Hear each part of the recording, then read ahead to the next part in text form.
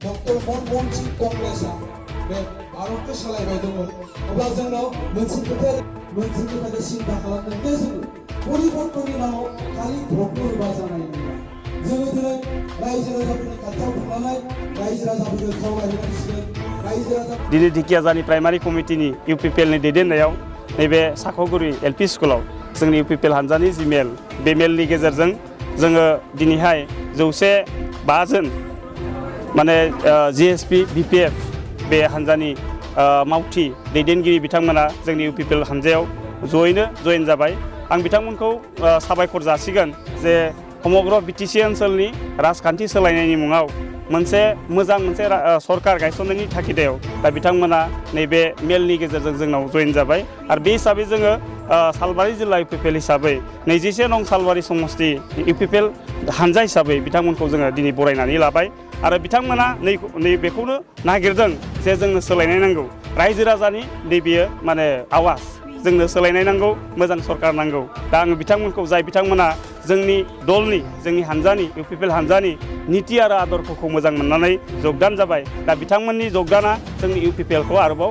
माने शक्तिशाली खालामबावगोन बे रोखा आरो जों 21 नं सालबारि समस्तियाव जों जे इउपिपिएल हान्जा हिसाबै देरहागोन बे माने रोखा जानानै फैबाय नैबे सालबारि समस्तिनिल' खोथा नंला बियो दा बिटिसिनि गुबुन गुबुन समस्तिफ्राव दिनै इउपिपिएल हान्जाखौ बा इउपिपिएल हान्जानि मिटिंफ्राव दिनै रायजो राजाफ्रा बयबो मदद होदों आरो गोबां रायजो राजाफ्रानो गावसोरनि इउपिपिएलनि दैदेनगिरि बिथांमोनखौ इलेक्सननि मुङै फोसावदिंनो लेंहरदों दा दिनैबो नैबे नोंथांमोननि ढेकियाजानि नैबे प्राइमारिनि आन्दाराव जि इलेक्सन फोसावदिंनाय हाबाफारि जालांबाय दा बेवहाय गुबुन गुबुन जाति जनगोष्ठीनि जा रायजो राजा बिथांमोन दिनै बाहागो लाफैबाय बे बाहागो लानायाव जोङो खोनाबाय थानाय बायदिनो दिनै नैबे 21 नं सालबारि समस्तियावहाय इउपिपिएल हान्जानिफ्राय बिथां बिन'द मोसाहारिनि जुदि देरहानाय बे दिनै रोखा जानानै दङ खारन बे दिनैनि खोथा नङा जोङो बे खोथाखौ सिगाङावनो मोन्थिखादों आरो दिनै गमायै रायजो राजाफ्रा आरो लैहोर लैहोरसिनै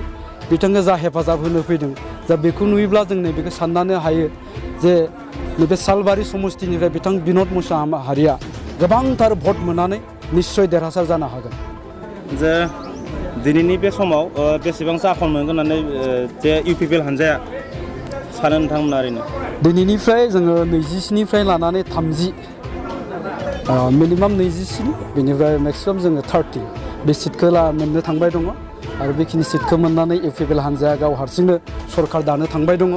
दा बेबायदि जानायनि गुबै जाहोनानो जाहैबाय जे दुलाराय बिटिसि हालामाव रायजो राजाफ्रा दिनै मोनसे सोलायनाय लुबैदों सरकारनि सोलायनाय लुबैदों आरो रायजो राजाफोरनि बे सिन्थाजोंनो रायजो राजाफोरनि बे लुबैनायजोंनो इउपिपिएल हान्जाया दिनै रायजो राजाफोरनि गेजेराव हाबनानै खोथा बुंनायाव गोरलै जादों आरो रायजो राजाफोरनिफ्राय मदद मोनदों दिनैनि समाव गोबां दैदेनगिरिफ्रा इउपिपिएल हान्जायाव जगदान जागासिनो दं जाय बिथांमोना दासिमबो जगदान जायाखै बेखौ नोंथाङा माबा मोनसे बुंनो सानो नामा दा इउपिपिएल हान्जायाव दिनैसिम गोबां माने जयेन जाबाय दं जगदान जाबाय दं बे मोनसे जोंनि थाखाय जोबोद माने गोजोनथाव बाथ्रा आरो बिथांमोना निश्चय मोजां खोथाखौ सिन्था खालामनो हादों राइट टाइमाव राइट डिसिसन लानो हादों होननानै जों बुंगोन जायफ्रा जयेन जायाखैनि खोथाखौथ' नैबेखौ बुंला दे राजखान्थियाव अपोजिसन थाखागोन जुदि अपोजिसन थायाब्ला बेयावथ' इलेक्सन गेलेनांगौनि खोथा गैया निश्चय माने अपोजिसन थायोब्ला माने एसे माबानायाव देरहानायनि मजाया एसे मोजांसिन जायो आरोखि निश्चय दिनैनि नैबे मोजां मोनसे जिथु फाइटिं जादों बे फाइटिंआ दिनैनि दिनाव माने जों जुदि बयबो पलिटिकेल नोजोरजों नायनानै जुदि दावहा नांनो थाङोबा बे जोबोर इन्टारेस्टिं जादों जोबोर मोजां जादों आरो बे दावहायावहाय जोंहा फोथायनाय दंखायो दहाय एसे सिगाङाव बुंलांनाया जोङो थारमाने सरकाराव फैखागोन नैबे ढेकियाजानि प्राइमारिनि आन्दाराव दिनै प्राइमारि कमिटिनि आन्दारावनो बे जथुमाया जादों इउपिपिएलनि जथुमा जादों बे जथुमायाव दा जेरैबायदि बे ओनसोलनि एरियानि सुबुंफोरा जेरै जमा थुबुर जानानै दंफैयो बे थुबुर जानायाव जों नुनानै मोन्दों आसलते रायजो राजानो सोलायनाय बा परिबर्तनखौ लुबैदों बेखायनो बिथांमोना जेरैबायदि गाजा गोमजायै फैनानै दिनै बे जथुमाखौ मेहेरगोनां खालामफैदों बेखायनो बिथांमोननि सायाव दिनै साबायखर होदो आङो आरो लोगोसे बेवहाय बाहागो लाफैदों जोंनि बे फैला बरगयारि बिथाङाबो बे जथुमायाव बाहागो लाफैदों दिनै नैबे जथुमानि सुबुं अनजिमाखौ जों जुदि नायोब्ला जिहेतु जोंनि बे इलेक्सना जाबोगासिनो दङ बे जानायाव निस्सय जोंनि सालबारि समष्टिनिफ्रायबो बिजाथिया देरहागोन आरो लोगोसेयैनो प्रमद बर'नि दैदेननाय जिथुबा अदालगुरिनिफ्राय आप टु क'क्राझार बेवहाय जोंहा गोबां बिजाथिफोरा देरहानानै सरकार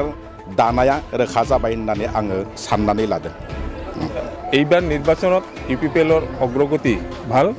আৰু ৰাইজে দৈনিক আজিৰ দৰেই দৈনিক 1500 কৰি মানুহ আমাৰ ইউপিপিএল দলত যোগদান কৰি আছে আৰু এই যোগদান পৰ্বই মানে এইটোৱে বুজাইছে যে ইউপিপিএল চৰকাৰ অহাটো নিশ্চিত তো ইউপিপিএল চৰকাৰ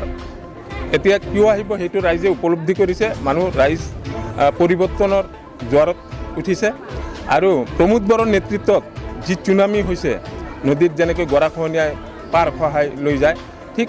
এই প্ৰমোদ বড়োৰ নেতৃত্বত বিপিএফ আৰু জিএছপিত এনেকুৱা এটা চুনামি হৈছে যে দৈনিক তেওঁলোকৰ দলৰ পৰা ভাঙি গৈ ইউপিপিএলত যোগদান কৰিছে আৰু এই চুনামিৰ খহনীয়া হাগ্ৰামা মহিলাৰী বা হীৰাহৰণীয়াই তেওঁলোকে মানে প্ৰতিৰোধ কৰিব পৰা নাই তেওঁলোকে বন্ধ কৰিব পৰা নাই তো ইয়াকে প্ৰমাণ যে ৰাইজ এতিয়া আৰু অতিষ্ঠ হৈ গৈছে তেওঁ অপশাসন দুৰ্নীতি ভ্ৰষ্টাচাৰৰ বিৰুদ্ধে নামি আহিছে এটা পৰিৱৰ্তনত আহিছে আৰু ৰাইজ ইউপিপিএল চৰকাৰ এইবাৰ কৰিব প্ৰমোদ বড়োৰ নেতৃত্বত এইবাৰ যে ইউপিপিএল চৰকাৰ হ'ব এইটো নিশ্চিত গতিকে আমি ৰাইজৰ হৈ এইখিনিয়ে ক'ব খুজিছোঁ যে অহা